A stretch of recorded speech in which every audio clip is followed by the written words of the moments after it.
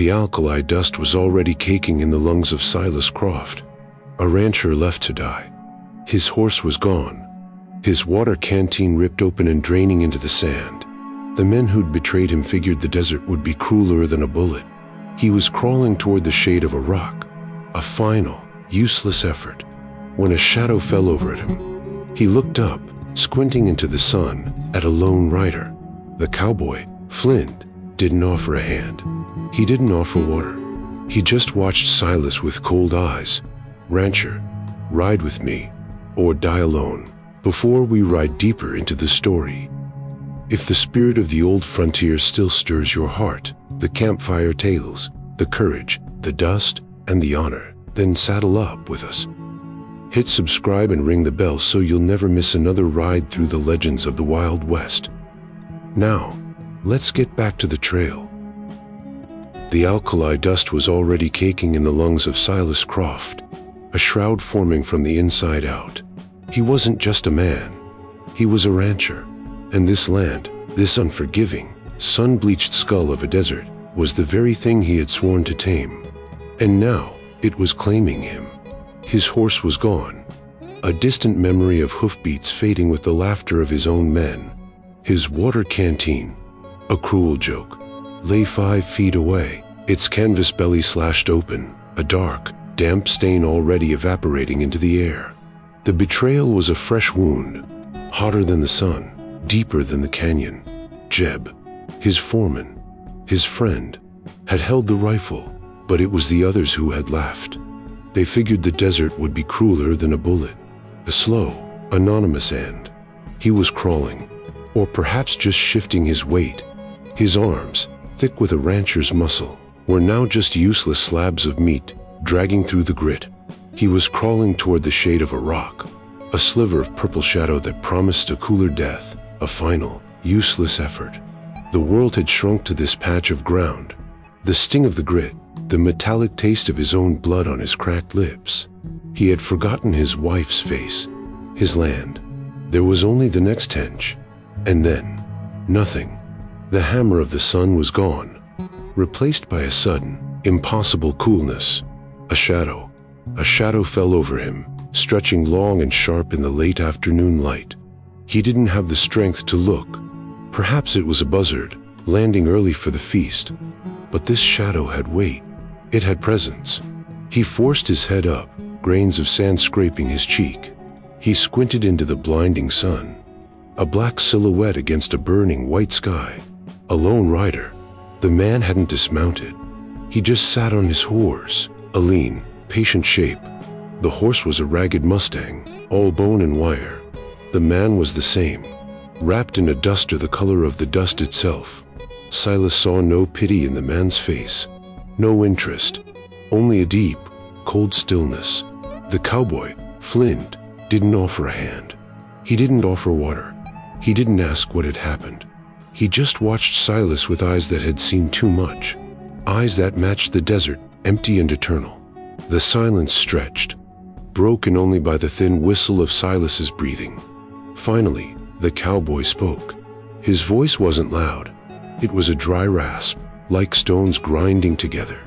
"Rancher," he said, a statement, not a question. "Ride with me, or die alone." The words hung in the air, simple, absolute. This was not a rescue. There was no kindness in it. It was a choice, a transaction. Die here, or live, for a price yet to be named. Silas looked at the man, then at the endless, empty desert, then at the spilled water. He had nothing left to lose. Not his pride, not his life. It was already gone. This man, this stranger, was not a savior. He was an ultimatum. With a groan that tore from his very soul, Silas Croft, the rancher, began to pull himself toward the stirrup. This wasn't a rescue. It was a contract, sealed in dust and desperation. The ride was a rhythm of agony. Each plodding step of Flint's horse sent a fresh, sharp spike of fire through Silas's broken ribs, a jarring punctuation to the dull, throbbing universe of pain that had consumed him. He was a dead weight, clinging to the back of the man who was little more than a silhouette, a rigid spine against which Silas's fever-hot cheek occasionally rested, the man's chambray shirt smelling faintly of dust and something metallic, like old blood. The sun was a wide hot coin in a bleached blue sky, an indifferent eye staring down at the vast, uncaring expanse of the high desert. This was a land that didn't care for ultimatums, for life or for death. It was a canvas of cracked alkali, flat, skeletal mesquite, and distant, heat-shimmered mesas that promised nothing but more distance. The world had been reduced to this slow, agonizing crawl, the creak of old leather and the soft puff of dust from hooves, a monotonous, maddening metronome counting down to what? Silas didn't know. He only knew the gnawing throb in his skull and the raw, chafed skin of his inner thighs against the saddle. Consciousness was a tattered cloth, and Silas kept slipping through the holes, tumbling into a black, airless void. He would fall, only to be jerked back by a particularly vicious jolt of the horse, the landscape swimming back into focus, a landscape that offered no comfort, no shade, only a relentless, baking emptiness that mirrored the new void in his own life. It was in these dark, swimming lapses that the memories came, sharper and more cruel than the broken ribs. He saw Jebediah's face, not as it was in the end, but as it had been just that morning, the dawnlight catching the laugh lines around his eyes as he held up a tin coffee pot over the breakfast fire. More, boss? That broad, trusted smile, a smile Silas had known for 20 years, a smile he'd have trusted with his wife, his land, his life. And had the memory fractured, the image dissolving like sugar and water. The coffee pot morphed, twisting in his delirium, becoming the polished walnut stock of Jeb's own rifle, swinging in a lazy, terrible lark. There was no sound in the memory, just the idea of sound, a hollow thud that connected with his temple, and then the bright, blinding flash of wide hot desert sand rushing up to meet him. The smiling face was gone, replaced by the sound of laughter, not Jeb's, but the others. Younger, harsher voices. Men he'd hired, men he'd paid, men whose families he'd helped feed. He heard them laughing as they rifled through his pockets, the jingle of his own coin. He's done, Jeb. Got shot and head smashed. Just leave him. The coyotes'll have him by sundown. Let's get what we came for. The laughter again, thin and reedy, scattering like tumbleweeds as they rode away, leaving him for the buzzards. He'd hear that laughter and his eyes would snap open, a strangled gasp dying in his dry throat. The fever sweat was cold on his skin, despite the oppressive heat. He was on the horse. He was alive. Ahead of him, Flint remained impossibly still, a part of the horse, a part of the landscape. He hadn't spoken a word since the ultimatum. He rode not like a rescuer, but like a man hauling freight, a reluctant hero whose heroism felt more like cold calculation. He offered no water, no word of comfort, no glance back to see if Silas was even still breathing. He just rode, his shoulders set, his gaze fixed on the horizon only he could see, his purpose a palpable, invisible thing that seemed to pull them forward. This silence was heavier than the sun, more desolate than the desert.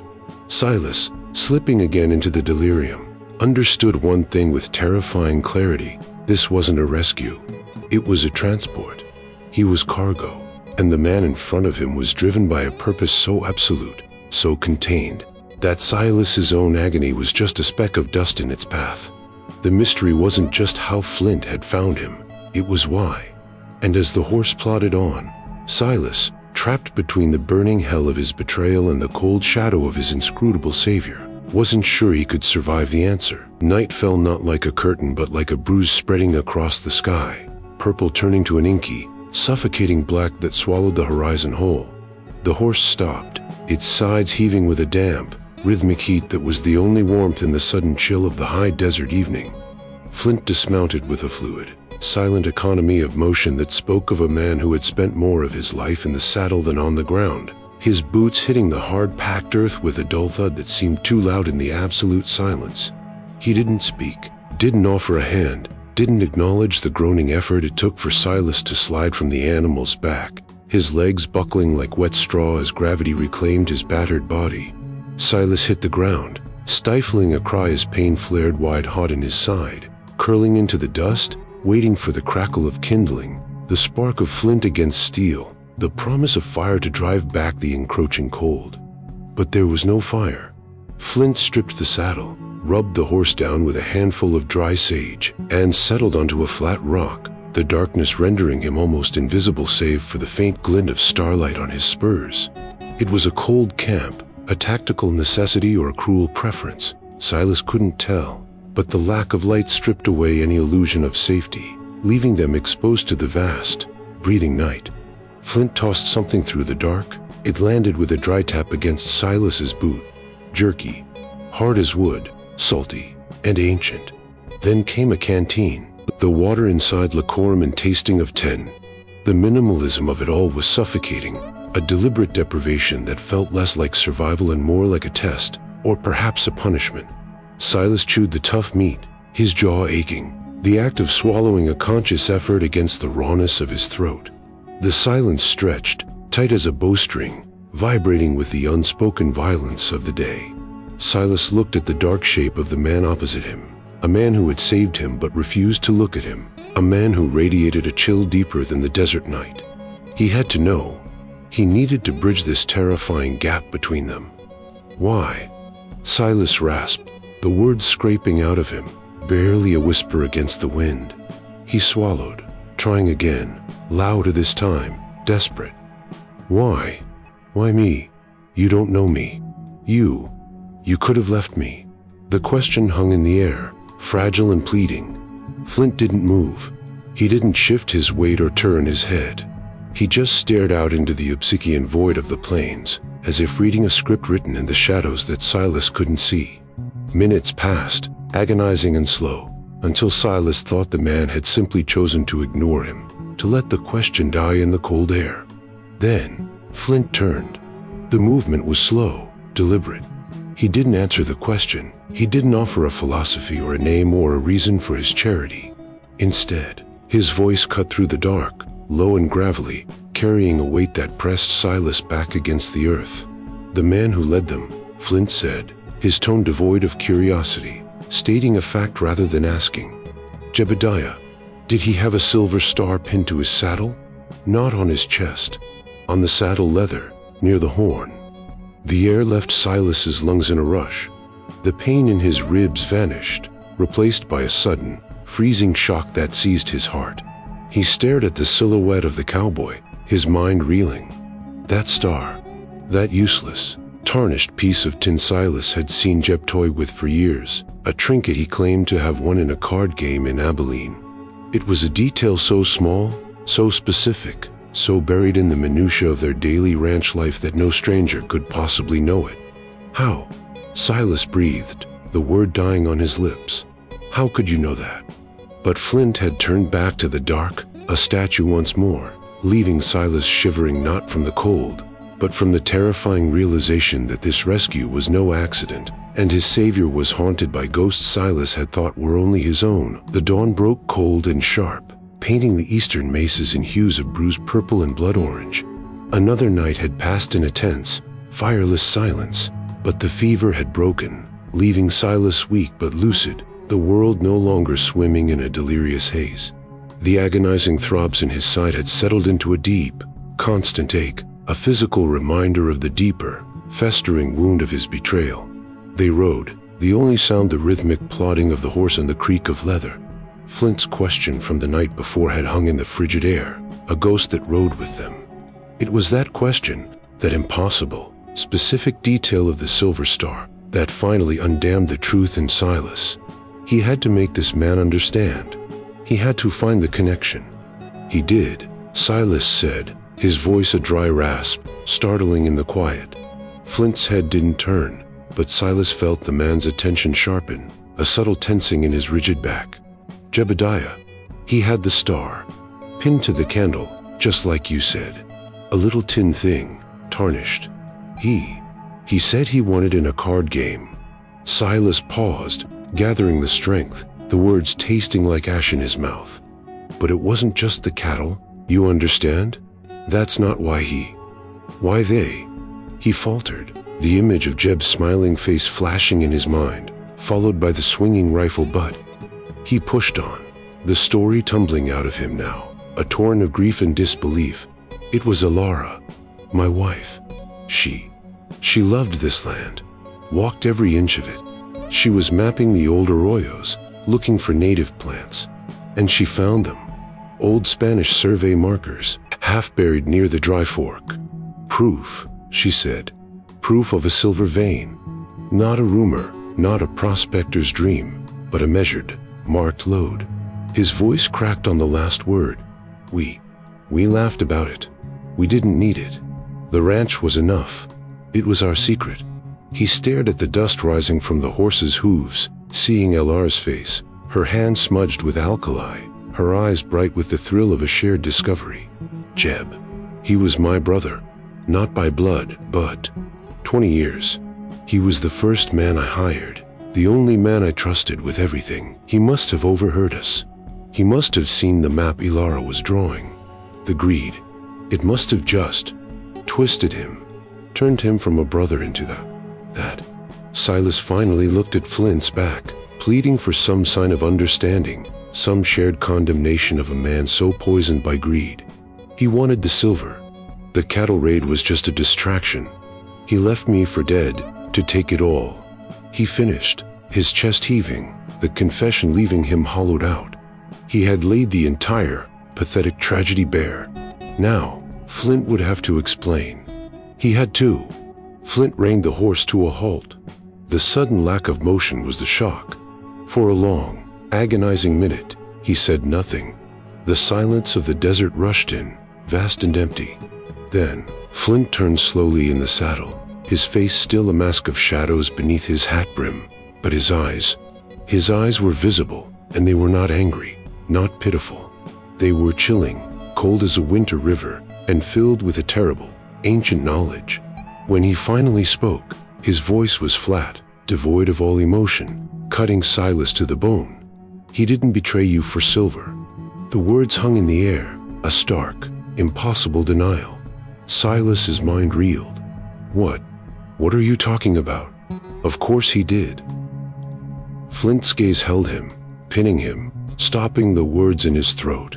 He betrayed you for him. Silas just stared, the two words echoing in the sudden, terrifying emptiness. Him? The simplicity of the statement was a new kind of violence. Him?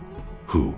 The mystery, which Silas had thought solved by greed, had just been ripped wide open, revealing a darker, deeper, and more terrifying void beneath. The desert vanished, its white-hot sun and alkali dust replaced by the suffocating quiet of a room that smelled of old money, oiled wood, and a faint, cloying trace of cigar smoke. Here, hundreds of miles from the arroyo where Silas had been left for dead, the light was weak, filtered through heavy, burgundy velvet curtains drawn against the afternoon. Jebediah stood in the center of a plush Persian rug, his hat in his hands, the brim being twisted into a spiral by his raw, calloused fingers. He was a man of the sun in the saddle, and in this opulent, airless office, he looked utterly lost, a large, clumsy animal trapped in a jeweler's box. His new clothes, a fine wool suit, felt like a costume, itching his neck and pulling too tight across his broad shoulders. He was sweating, a dark patch staining the collar of his shirt. Opposite him, behind a desk of mahogany so dark it looked black, sat the man. He wasn't a rancher, not a cowboy, not a man who had ever, by the look of his soft white hands, held a shovel or a rein. He was dressed in a clean, perfectly tailored three-piece suit, a small gold watch chain glinting on his waistcoat. This was the Baron. He wasn't looking at Jeb. He was looking at a thick, leather-bound ledger, his hand, holding a gold-nibbed pen, hovering over a column of figures as if in silent prayer. A tall, grandfather clock in the corner ticked, each talk a hammer blow in the suffocating silence. It wasn't supposed to be like that, Jeb finally stammered, his voice sounding rough and alien in the refined space. The men. They were supposed to just run him off. Not. He couldn't say the word. They said he's dead. Got shot and his head. The Baron let out a soft sigh, a sound of mild impatience, like a tutor dealing with a slow student. He carefully placed his pen on an ivory rest and folded his hands, his smile a thin, bloodless line. It was an accident, Jebediah. An unfortunate, but perhaps necessary, turn of events. Silas was a sentimentalist. He was an obstacle to progress. You knew this. He was my friend, Chubb whispered, the words tasting like poison. I worked for him for 20 years. He trusted me. And for 20 years, you lived in his shadow, the Baron said, his voice as smooth and cool as the glass of whiskey sitting untouched at his elbow. He paid you a wage while he sat on a mountain of silver. You wanted the ranch, Jebediah. You felt you had earned it. And you were right. A man should reap what he sows. You sowed 2 decades of loyalty. It was time to harvest. The Baron's logic was a clean, sharp blade, cutting away all the messy, bloody edges, leaving only the cold, hard fact of the transaction. This was the real antagonist, a man who didn't need a gun because his words were more lethal, a man who could sanction murder and call it progress, who could twist a man's soul and mark it as profit in his ledger. He leaned forward, his smile widening, though it never reached his eyes. Silas's accident simply clarifies the new arrangement. The land is now under my protection. The silver is mine. And you, my friend, will manage the ranch. Your discretion will be rewarded handsomely. He picked up the pen again, dipped it in the inkwell, and made a small, neat notation in the letter. It's for the best, Jebediah. The future is business, and business is, above all, clean. Jebediah said nothing. He just stared at the ledger, the true weapon, and realized with a sickening lurch that he hadn't betrayed Silas for the ranch, or even for the silver. He had betrayed him for him. And he was just as dead as Silas, only he was still breathing. While we catch our breath by this dusty road, go on and tip your hat to the last rodeo. Give this story a like, and subscribe so you can ride with us again soon. All right then, let's get back on the trail. They rode for 2 days, moving north, leaving the high plains for a landscape that grew meaner, the ground choked with black volcanic rock and skeletal, thorny scrub. The air changed first. Silas, whose life had been spent reading the wind, tasted it and recoiled.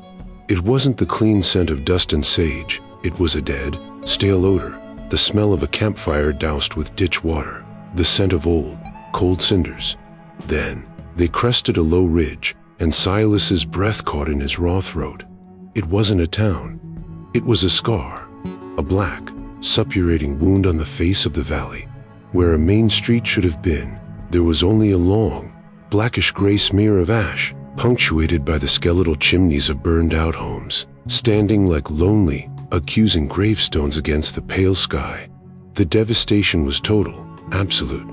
A breeze, the same one that had carried the warning, now whispered through the ruins, kicking up small, greatest devils that danced over the foundations of what had been a life. Silas saw a child's iron cot, twisted and blackened, lying on its side. He saw the scorched iron ring of a wagon wheel, the wood it once held long since vaporized. They rode in slowly, their horses' hoofs making a soft, hushing sound in the thick ash, the only sound in a world that had had its voice ripped out. Flint reined in, not in the center of the street, but at the edge, before the remains of a small, whitewashed church, its steeple now a pile of charred beams, its bell, a great bronze thing, lying half buried in the rubble, cracked and green with verdigris. Silas stared, his mind struggling to comprehend. This was not the work of a cattle raid. This was not greed. This was annihilation. This was the work of an army, or a god, or a demon. Flint slid from the saddle. It was the first time he had dismounted without the immediate purpose of making camp or tending the horse. He walked, his step slow and deliberate, into the ash. He didn't look at the houses, or the saloon, or the livery. He walked straight to the blackened husk of the schoolhouse. He stopped at the heap of rubble that had been the front steps. For a long moment, he just stood there, his back to Silas. Then, his gloved hand moved, reaching out to touch the charred newel post, his fingers tracing a small, half-burned carving, a crude star, the kind a child might twiddle. Silas watched, a cold dread creeping over him, a dread that had nothing to do with his own pain. He had seen Flint as a cold, hard instrument, a force of nature. But now, standing in the ruins, Flint seemed small, a man-shaped hole in the center of the desolation.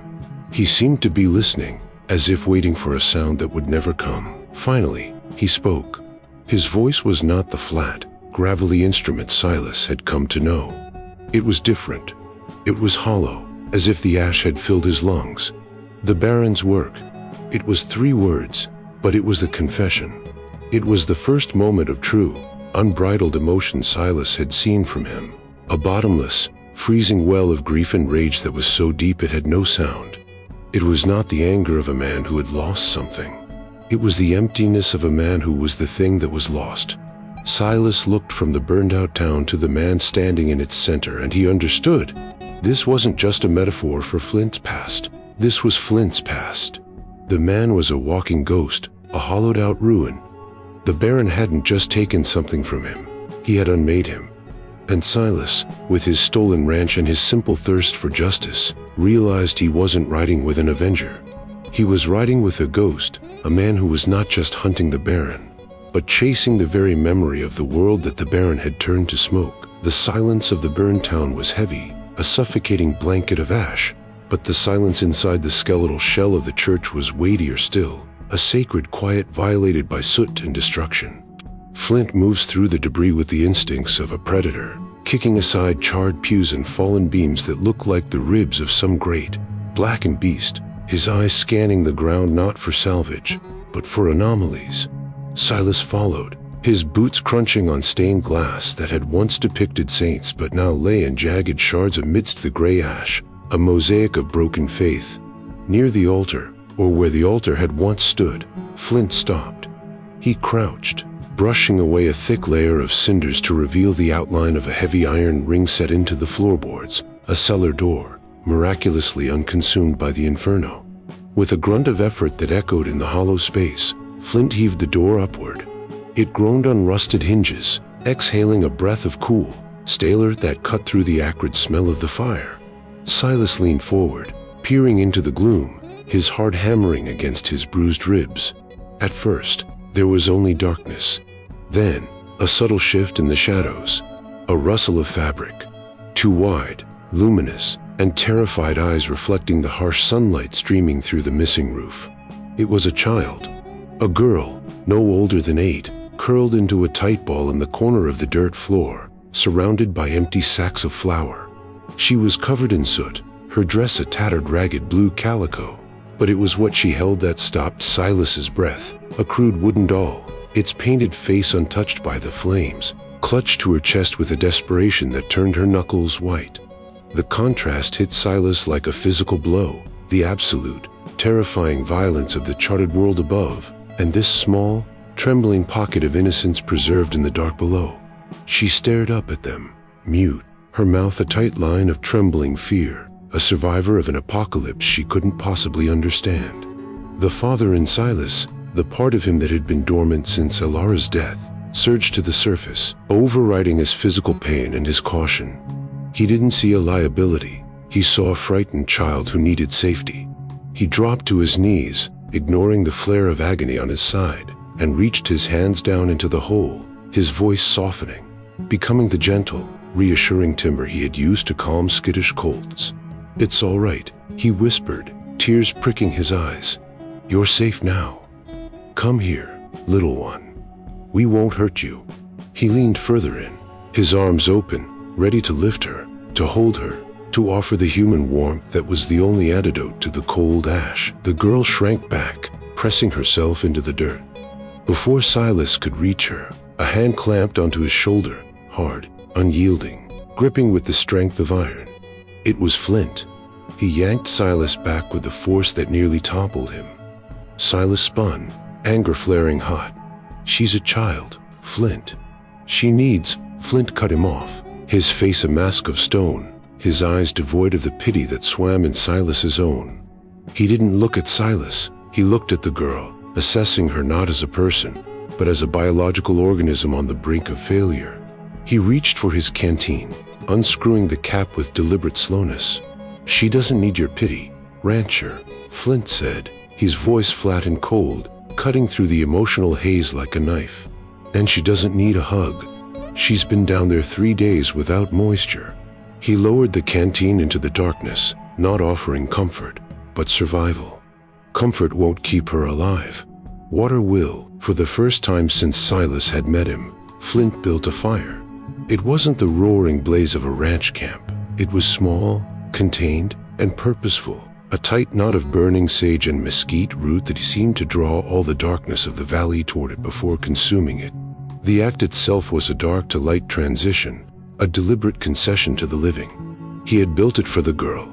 She sat on the other side of the flames, wrapped in Flint's own saddle blanket, the soot scrubbed from her face to reveal pale, delicate features, her eyes, impossibly large, tracking every flicker of light. She still hadn't spoken, still clutched the wooden doll as if it were the last anchor in a world turned to liquid. Silas sat her pod, the dull throb in his side a constant companion, watching the strange, broken tableau. He had been a father. He saw the way the girl, Maria, held herself, the way she watched Flint not with the terror she had shown Silas, but with a strange, animal curiosity, as if recognizing a fellow survivor. The cold, pragmatic act of giving her water had forged a bond his own offered comfort could not. The fire cracked, a spray of embers rising into the black, and Silas finally asked the question that had been burning in him since they'd entered the valley. "This town," he said, his voice quiet. "You knew it was here?" Flint didn't look up from the small piece of jerky he was turning over in his hands, his face a mask of hard plains and shadows in the flickering light. "I knew it," he said. The girl shifted, drawing her knees tighter to her chest. Silas pressed on. Something in the scene, the fire, the child, the utter devastation, telling him this was the moment. And the star, Flint. The silver star on Yeb's saddle. "You knew that, too." Flint stopped moving. The silence that fell was profound, heavier than the night. He raised his head, and his eyes, catching the firelight, seemed to burn with a cold, internal flame. "He didn't win it in a card game," Flint said, his voice a low rasp, as if pulling the words from his own charred ruins. "I gave it to him." "No, he took it. From the ashes." Silas's blood ran cold. "What do you mean?" Flint finally looked at him, a fool, devastating gaze that held the entire weight of the valley's destruction. "The Baron didn't just take my ranch, Silas." His voice was hollow, echoing. "He took this, all of this." He gestured, not just to the ruined church, but to the entire black smear of the town. "This was my home, my town. They called it." He paused, swallowing. "They called it sanctuary." And then, the final, terrible pieces clicked into place for Silas. "You were a lawman." Flint's hand went to his own belt, to an empty spot where a badge might have hung. "I was the deputy. That silver star, it was mine. A gift from the town council." He turned his gaze to the girl. "I had a son. He was 7. He's the one who carved that star into the schoolhouse post. My wife, Sarah, she taught there." He was no longer a cold instrument of survival.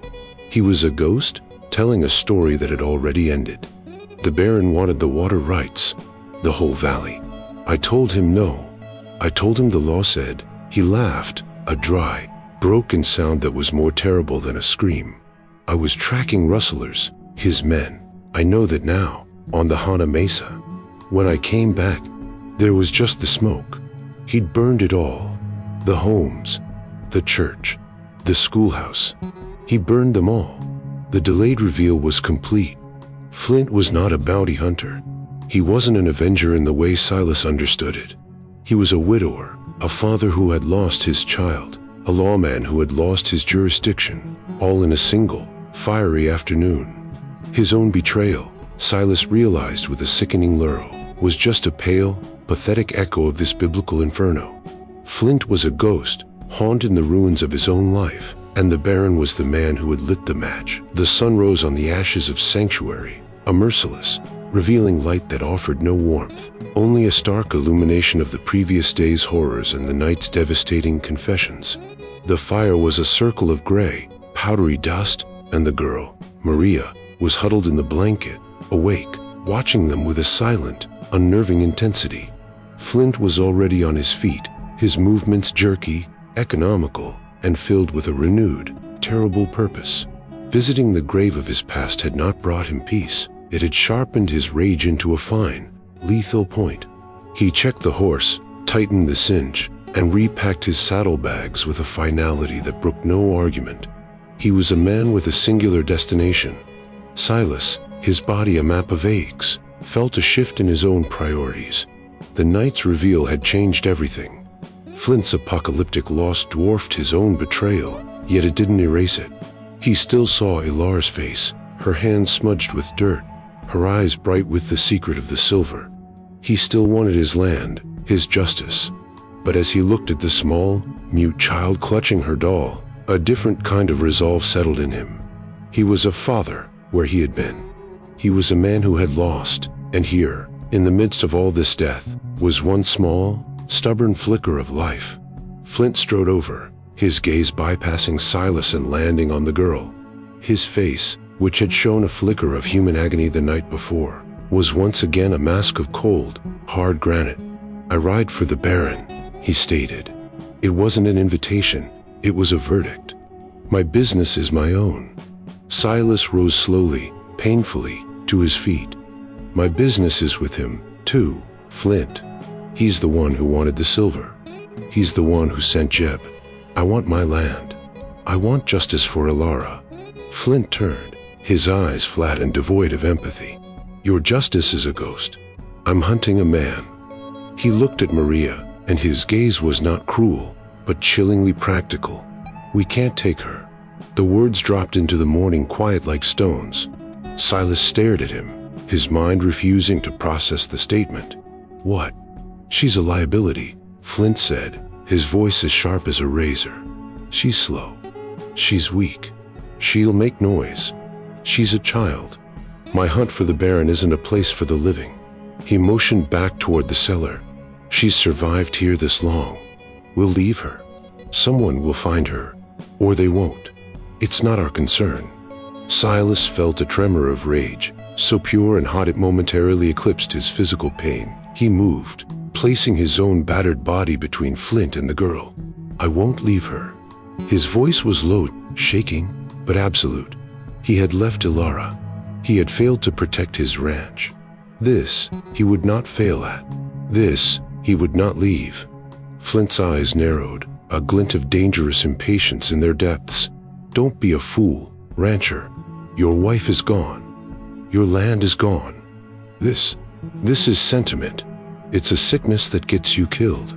"Maybe," Silas said, his voice gaining strength. "Maybe I'm a fool. Maybe I've lost everything. But I'm not you, Flint. I'm not a ghost. I'm not hollowed out. And that little girl, she's not a liability. She's a reason. She's the only thing in this whole damn valley that isn't dead." The two protagonists stood in a silent, deadlocked battle, the chasm between them suddenly as wide and deep as the valley itself. One was driven by the dead, a man consumed by the past. The other, against all logic, was now being anchored by the living, a man desperate to build a future, however small, from the ashes. The moral standoff in the ash-choked street was absolute, a silent battle of wills as stark as the burnt chimneys against the sky. Silas stood his ground, his body a weak but determined shield for the girl, who watched them both with wide, mute eyes. Flint's face was a mask of cold fury, ready to solve this new, sentimental problem with the same finality he solved all others, his hand near his holster. But the confrontation, the inevitable, violent break between them, never came. It was broken by a new, heavy stillness, an absence of sound. The wind died. The dust settled.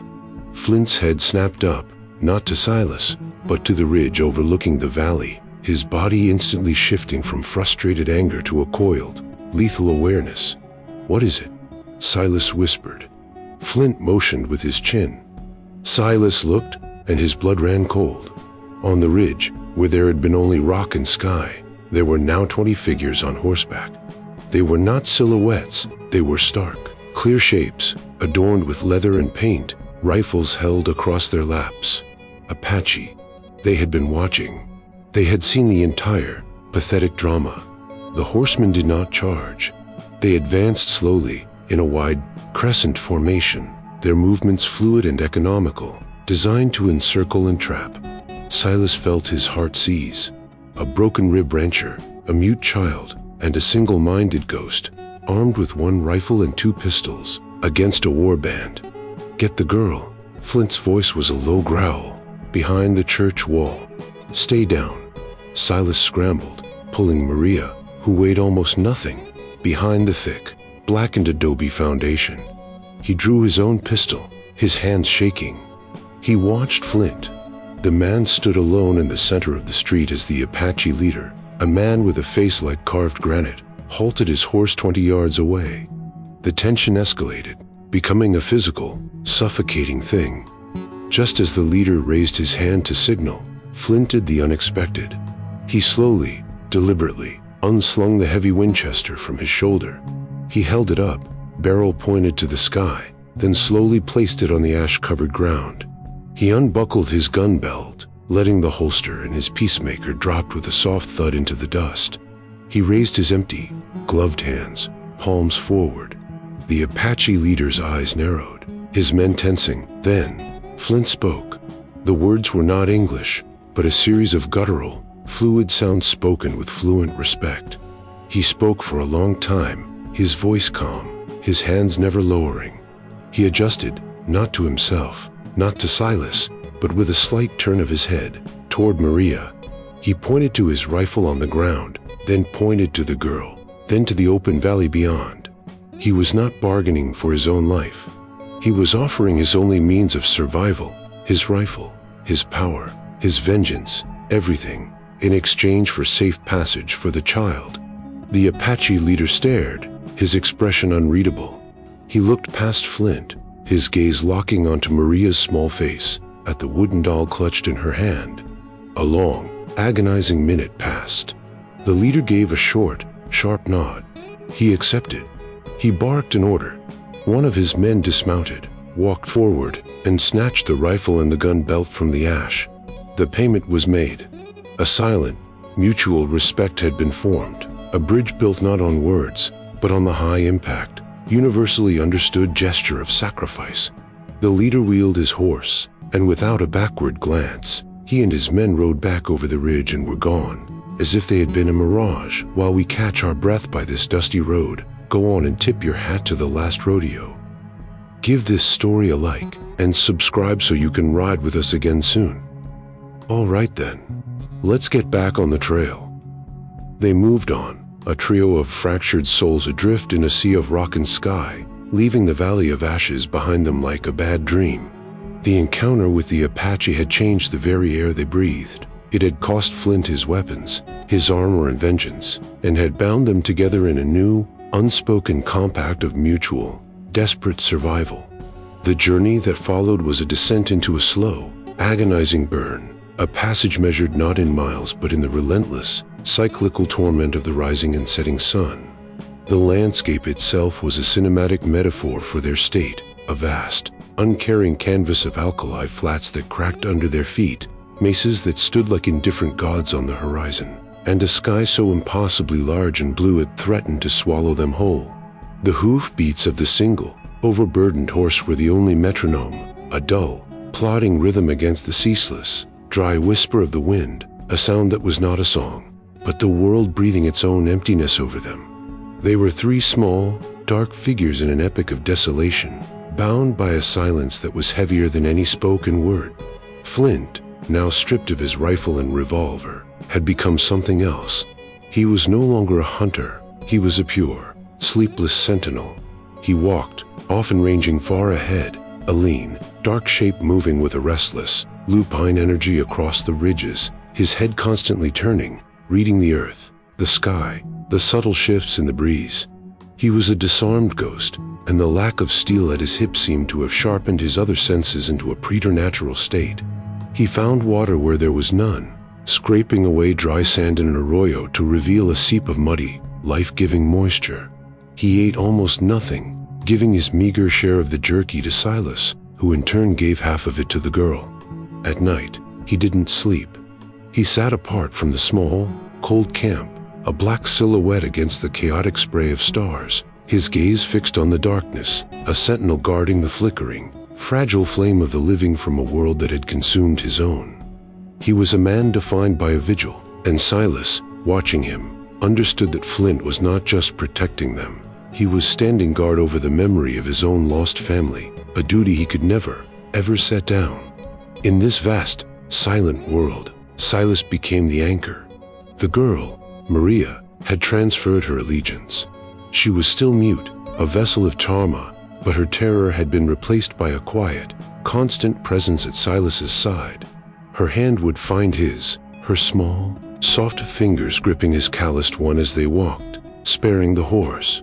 For Silas, the rancher, the father, this small, warm weight in his hand was a reason to live, a counterpoint to the cold, hollow purpose of Flint. He found a rusted strand of barbed wire snagged on a dead mesquite, a relic of some long-failed attempt to take this land. His hands, thick and scarred from rope and leather, moved with a surprising, gentle delicacy. He sat with Maria in the thin shade of a boulder, the sun a hammer blow above them. He didn't speak. He just did. He showed her how to untwist the barbs, how to straighten the wire, how to form the small, perfect loop of a snare. His actions were slow, deliberate, a pantomime of instruction. He was teaching her a language of survival. He guided her small hands, showing her how to feel the tension in the wire, how to find the faint, almost invisible trail of a jackrabbit. Maria watched, her dark eyes, which had seen the apocalypse, now focused with a child's pure intensity on this small, practical magic. Her fingers, fumbling at first, began to mimic his, twisting the wire, her brow furrowed in concentration. When she finally formed a loop on her own, a small, proud, and broken thing, Silas nodded, a slow smile touching his cracked lips. It was the first act of creation in a world defined by absolute destruction. And so they moved, this broken, makeshift family, the ghost, the father, and the silent child. They were revealed not in what they said, but in what they did. Flint, standing watch, a monument to a burning past. Silas, kneeling in the dust, teaching a child how to live. And Maria, holding her wooden doll in one hand and a wire snare in the other, a child of two worlds, caught between them. The sun bled red across the western sky, a fresh wound each evening, and the wind whispered over them, carrying the promise of nothing but more distance, more time. The slow, rhythmic agony of the journey ended not with a gradual return to civilization, but with a sudden, violent visual shock. They crested the final, sun-baked ridge, and the world fell away at their feet, revealing not the gentle, rolling pastures of Silas's memory, but a raw, gaping wound in the earth. The Baron's operation was not a ranch, it was a fortress, a blasphemy of industry carved into the heart of the valley. Where Silas's homestead had once stood, there was now a sprawling, muddy encampment, a chaotic sprawl of canvas tents, raw lumber shacks, and smoking slag heaps. The air, which for weeks had been pure, smelling only of dust and sage, was now thick with the acrid bite of coal smoke in the metallic, sulphurous stench of the mine. A great, groaning engine, a steam-powered stamp mill, its rhythmic ka-chonk echoing off the canyon walls, was the heartbeat of this new, terrible world. The entire operation was built over the silver vein Alara had found, the scar of the open pit mine a sickening, gray-brown gash visible even from this distance. Armed guards, small figures carrying rifles, patrolled the perimeter, not to keep cattle in, but to keep the world out. The pacing of their lives, once dictated by the sun on the plodding gait of their horse, was now shattered, replaced by the relentless, pounding urgency of the machine below. Maria, clutching Silas's hand, made her first sound in weeks, a small, terrified whimper, as she pressed her face into his leg, the wooden doll held up like a shield. Silas stared, his heart a cold stone in his chest. This was his land, his home, and it had been violated, desecrated, turned into a hellscape. Then, he saw him. Near the main hoist, a man stood directing a crew of exhausted-looking workers. He was dressed not in the familiar, dusty chambray of the foreman, but in a clean waistcoat and fine wool trousers, the clothes of a puppet. It was Jebediah. He looked then, his shoulders slumped, his face, even from afar, a mask of miserable anxiety.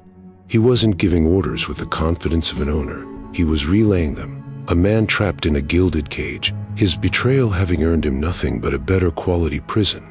"He's there," Silas breathed, his voice a low growl of pure, unadulterated hate. "Jeb, he's right there."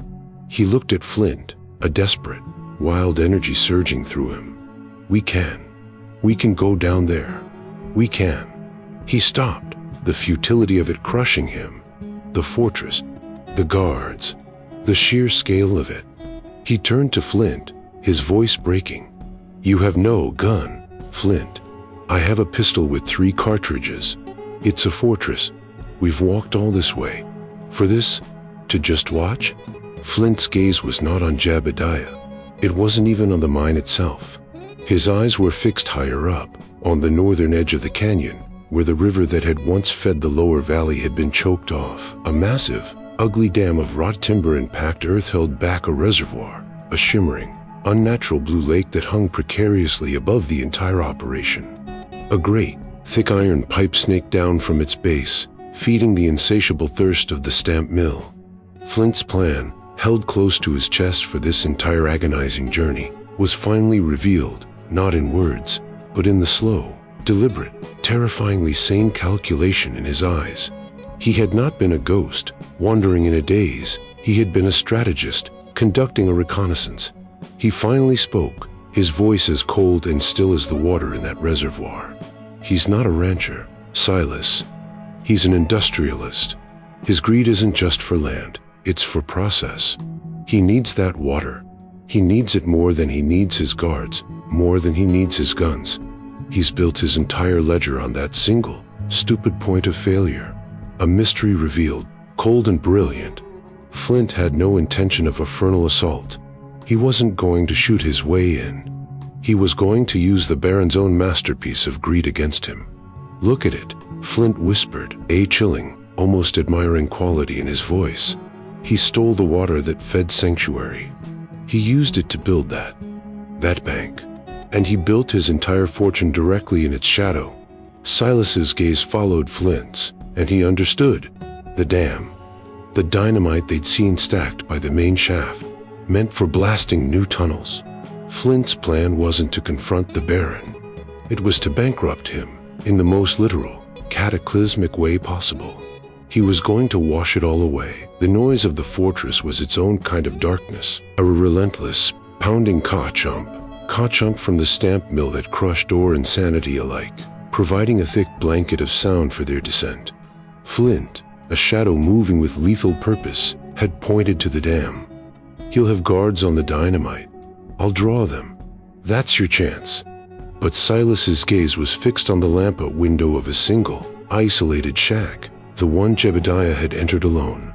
"I'm not going for the dynamite, Flint. Not yet." Flint's eyes, glinting in the starlight, held a cold understanding. "Sentiment. It'll get you killed." "I'm already dead," Silas whispered, checking the 3 remaining cartridges in his pistol. "I just need to know why." He left Flint and the girl, a small, trusting weight now asleep on the horse, and slipped into the chaos of the camp. He moved like a ghost through the alleys of his own stolen land, his boots sinking into the mud and slag. He reached the shack. There was no guard. Of course not. Jebediah was a prisoner, not a king. Silas kicked the door open. Jeb sat at a small, rough-hewn table, a bottle of whiskey and a ledger, always a ledger, spread before him. He looked up, his face sallow and thin in the lantern light, his eyes wide, first with terror, then with a disbelief so profound it looked like madness. "Silas?" he breathed, stumbling to his feet, knocking his chair over. I saw you. In the Arroyo. You were," they said. He saw the pistol in Silas's hand, and his face, already pale, turned the color of ash. "Do it," Jed whispered, a strange, miserable relief in his voice. "Just do it." But Silas didn't raise the gun. The hate was there, a coiling, white-hot thing in his gut, but it was now confused, muddied by the girl, by the ghost town, by the sheer, crushing scale of the Baron's evil. 20 years, Jeb, Silas's voice was a raw rasp. 20 years, I called you brother. For this? For a clean suit and a bottle of the Baron's whiskey? Was it the silver? Was it worth Laura's memory? Jeb's face crumpled, tears carving clean lines through the grime on his cheeks. You don't understand. See, I tried. I told him to just tron you off. Silas took a step forward, the gun still level at his side, his finger off the trigger. He was not here to execute. He was here to autopsy. I was at Sanctuary, Jeb. The name hit the room with the force of a physical blow.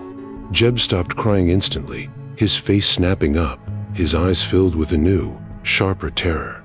Sanctuary? The town. The one he burned, the one you were at. Silas pressed, the pieces clicking into place with a terrible, sickening logic. He saw it all now, the timeline, the impossible knowledge of the Silver Star, the desperation. She's safe, Jeb. Jeb's mouth opened, but no sound came out. The child, Silas said, his voice dropping, the revelation solidifying as he spoke it. Maria, the one you pulled from the church cellar just before your men set the fire. The one you hid. She's safe. Jeb let out a sound, hello, animal wail of grief and shock that was so profound it extinguished the last of Silas's rage, replacing it with a cold, vast pity. It wasn't for the silver, Silas stated, the gun hand dropping completely to his side. It was never for the silver. He had them, Jeb chuckled, collapsing back against the wall. He already had them. My wife, my boys. He sent them. For schooling, he said. Back east. A gift for my loyalty. They were hostages. See, they've been hostages for a year. The betrayal's true face, not greed, but a desperate, cowardly, and failed attempt to protect his own by sacrificing his friend. He gave me a choice, Jeb sobbed. Your ranch, your silver, or my family. He wanted the land, and I was his leverage against you when you wouldn't sell. He gave the order for the accident. He said I owed him that, too. Silas finally looked at the tarnished silver star pinned to Yet's dusty saddlebags, which were slung in the corner. The star, Silas said, his voice flat. Flint's star. I took it, Jed whispered, his confession complete, his soul laid bare. From the ashes, from the deputy's burned-out home. I took it. To remember what the law was. Before him. To remember I was a good man, once. Silas looked at this hollowed-out man, this emotionally complex antagonist, trapped entirely by his own actions. He had come to kill a traitor, but he'd found only another victim, a man who had made a different, more terrible choice in the same fire. The internal dilemma was now his. He couldn't kill this man, but he couldn't forgive him. He just understood. He turned and left the shack, leaving Jed to his whiskey and his ghosts, the co-chunk of the stamp mill pounding like a gavel, passing a judgment all its own. Silas stumbled out of Jeb's shack, the man's broken sobs swallowed instantly by the relentless, pounding ka-chunk of the stamp mill, a mechanical god demanding its nightly sacrifice of ore. The air was thick with smoke and the smell of slag, a hell of his own making, built on the bones of his home. He stood there, a ghost in his own graveyard, his pistol heavy and useless in his hand, his confrontation with Jeb leaving him with nothing but the bitter taste of pity. Then, a new sound ripped through the night, a sound so profound it felt like the earth itself had cracked open, a deafening, hollow crump that was not the mill. It came from the north, from the dam. The percussion of the blast wave hit a second later, a solid fist of air that rattled the tin roofs and snuffed the lantern in his hand, plunging him into a sudden, vibrating darkness. And then, the most terrifying sound of all, silence. The ka-chunk, a chunk of the mill faltered, sputtered, and died. The great, pounding heart of the Baron's fortress had stopped. The sudden absence of the noise was a physical, suffocating weight, a vacuum that was immediately filled by a new, more ancient sound, a low, deep, guttural rumble, the sound of an avalanche, but of liquid. It was the sound of the reservoir, freed. Chaos erupted. Shouts echoed across the campus. Men, blinded by their own campfires, looked up into the darkness, their faces a mix of confusion and animal panic. The dams burst. A voice screamed, and the scramble for life began. Silas saw him then. Flint. He was not on the ridge. He had not fled. He was standing, a calm, dark statue, in the center of the camp, near the only well-built structure, the Baron's office. As Silas watched, the door of the office flew open, and the Baron himself emerged, silhouetted in the lamplight, a man of soft hands and clean suits, his face a mask of pure, indignant rage. "What is this infernal noise?" He shouted, not at the sky, but at the world, as if scolding a clumsy servant. "Jebediah, what have you done to my mill?" Then he saw it. Past the camp, past the useless guards, he saw the glint of starlight on the crest of a moving wall, a black, churning mass of water and timber roaring down a canyon. It was not a flood, it was a judgment. The Baron's face, for a fleeting second, showed fear, but it was replaced, instantly, by a more powerful, more primal emotion: greed. He didn't run for the hills, he didn't run for his life. He ran for his ledger.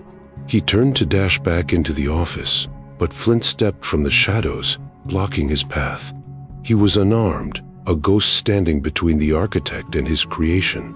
"You," the Baron hissed, his composure cracking, his eyes recognizing the impossible. "You're dead. I burned you. You burned sanctuary." Flint's voice was hollow, the sound of the ash itself. "You burned my wife. You burned my son." The roar of the approaching water was deafening now, a physical thing, shaking the very ground. The Baron, a creature of transactions, tried his only weapon: madness. He shrieked over the din. "This is bad for business. I'll give you anything. Money. Land. Name your price, you fool. Just stop this." "This is water," Flint said, his voice terrifyingly calm amid the chaos. "The water you stole from my valley. It's just coming home." The Baron, his face contorted, knew he was undone. His words, his money, his power, they were all useless. He let out a low, animal scream of pure, frustrated avarice and lunged, not at Flint, but past him, toward the great, iron-ribbed cart by the hoist, loaded with the week's refined silver, the physical manifestation of his entire world. He scrambled at it, pathetically trying to push the multi-ton cart to safety, to save the thing, the only god he recognized. The water hit. It was an apocalypse. The wave, 30 feet high, scoured the valley floor, ripping the stamp mill from its foundations and tossing it like a child's toy. Shacks, men, and slag heaps vanished in a torrent of mud, rock, and splintered timber. The Baron, his hands still clutching a single, useless ingot of silver, was swept away, his scream swallowed by the overwhelming roar. Flint stood on a small rise, where Silas had scrambled with the horse and Maria, watching the destruction. He saw the mine shaft, the source of it all, collapse and fill, a muddy, bubbling grave. His enemy was gone. His fortress was a churning, dark lake. His revenge was complete. But as he stood there, the cold spray on his face, the thrum of the water vibrating in his bones, there was no triumph. There was no release. There was only emptiness. The vast, hollowed-out silence that had been his companion for so long had not been filled. It had just been given a new, larger space to occupy. The reckoning was over. His purpose was gone. And it hadn't brought them back. The dawn broke, not with the clean, sharp light of the high desert, but with a pale, bruised purple, as if the sky itself was exhausted. The air, for the first time in months, was not thick with the smell of slag and coal smoke, but with the rich, deep, primordial scent of wet earth, a scent so profound it was almost a memory. The relentless, pounding katunk of the stamp mill, the mechanical heartbeat that had defined their world, was gone. The silence it left behind was vast, terrifying, and pure. In its place, there was a new sound, the gentle, liquid murmur of a river, finding its new, true course through the valley, no longer a prisoner of the Baron's dam. The valley of Silas's ranch, the fortress of the Baron's greed, was gone, replaced by a churning, mile-wide lake of mud and debris, the tops of the tallest structures poking through like the ribs of a half-sunken carcass. On a high ridge, the one Jebediah had screamed for them to take in the chaos of the flood. A last, redemptive act of loyalty, a memory of an old trail the Baron had never known. Silas stood, his arm around Maria's small shoulders. He watched the new sun, a sliver of bloody orange, begin to touch the eastern mesas. Far below, on a small, newly formed island of rock, a single figure, caked in mud, was trying to stand. The Baron. He was alive, his ledger gone, his silver buried, his power washed away, leaving only a pathetic, shivering man who had been left for the law of survival, a law he had never once had to obey. A mile away, near what had been the camp's edge, Silas could see another figure. Jebediah. He was not running, he was sifting through the debris, his penance already begun, a man who had lost his family, his friend, and his soul, and now had nothing left but the mud and the time to repent in. Silas didn't get his ranch back. The flood had taken the Baron's fortress, but it had also taken his own homestead, his barns, his 20 years of work. It was all gone, baptized and destroyed in the same torrent. He looked down at his hands, the hands of a rancher, now empty. He felt Maria, who was still silent but no longer trembling, slip her small, warm hand into his. He wasn't a rancher. He wasn't an avenger. He was a father. That was a start. He heard the soft thud of the horse's hooves on the damp earth behind him. Flint. The man looked ancient in the morning light, his face a hollow mask of exhaustion, his purpose extinguished, leaving only the empty shell. He had been a ghost, and with his enemy gone, he had no one left to hunt. He reined in the horse, the animal's sides heaving, and looked not at Silas, but at the new, muddy lake below, glinting in the dawn. He didn't say goodbye. He wasn't a man for such words. He simply reached into the pocket of his duster and pulled out a small, metallic object. It was the tarnished silver star, Jeb's, his star, scoured clean by the floodwaters. He must have gone back for it, the one piece of his past that had survived. He held it out. Jeb gave it to me, Flint said, his voice a low rasp. Before the flood. Said it wasn't his. Wasn't mine, either. Not anymore. He pushed the star into Silas's hand, his cold fingers brushing Silas's palm. The metal was heavy, real. Someone needs to wear this. It was not a request. It was a transfer. A burden. A purpose. Silas closed his hand around it, the 5 points sharp against his skin. Flint looked at him, truly looked at him, for the first time, seeing not a victim, but a survivor. A man with a child.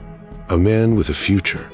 He gave a single, slow nod, a final, silent acknowledgement.